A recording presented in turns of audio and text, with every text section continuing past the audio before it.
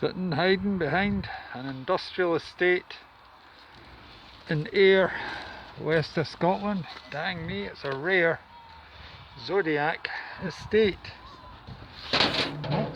Not seen something like this for many a year.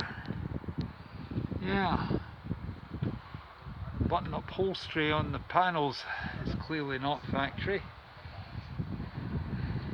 Ditto the steering wheel.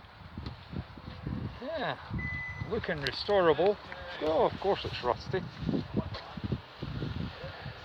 Huge spotlights. Not much room here, guys, so it's just a quick tour. There is a car repair shop, garage, MOT centre, but I don't know its name.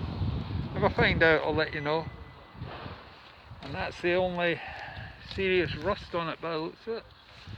Yeah, it's kind of peeling off and nasty. But yeah, there you go. That's pretty unusual.